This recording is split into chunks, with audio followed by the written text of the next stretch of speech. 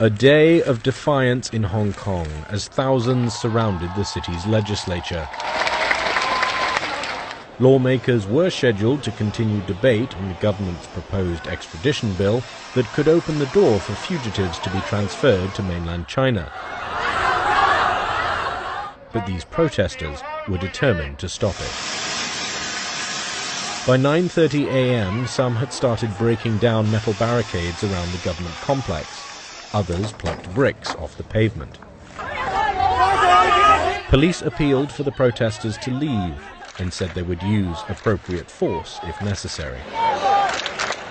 But the crowd only grew. The government issued a notice telling some employees not to come to work, and soon after 11 a.m., the Legislative Council announced it would delay the planned second reading of the extradition bill. But that wasn't enough to placate the crowd. By midday, a tense standoff ensued between the protesters and police. Even amid rain showers, the demonstrators showed no signs of backing down.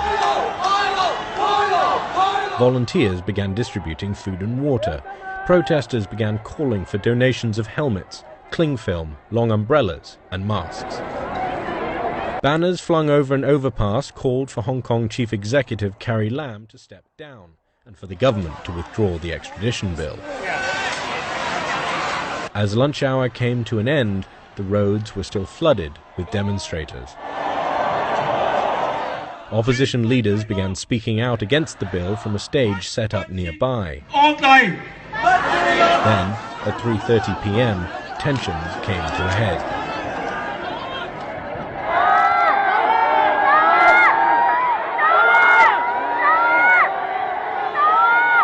Police first used pepper spray to try to disperse the protesters. When that didn't work, they launched tear gas canisters.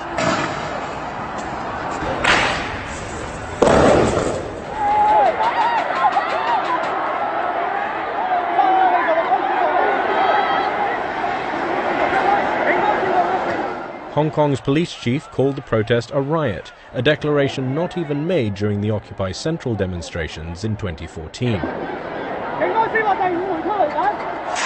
The term carries severe consequences for anyone arrested, because a conviction for rioting could mean spending up to 10 years in prison.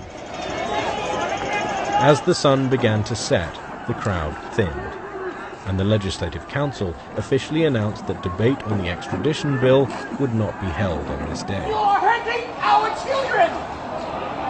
You're hurting everybody here! But in a pre-recorded interview, aired in prime time on local television, Carrie Lam emotionally said she did not sell out her fellow Hong Kongers. Nevertheless, she insisted she will not withdraw the bill. No legislative matter has faced as much opposition in Hong Kong since the government's proposal to bring in anti-sedition laws in 2003. Back then, 500,000 protesters took to the streets and managed to get the government to shelve its plans. But this time, despite a march that organizers said brought more than 1 million people onto the street on June 9th, and the chaos that unfolded only 3 days later, the government is still unwilling to bend.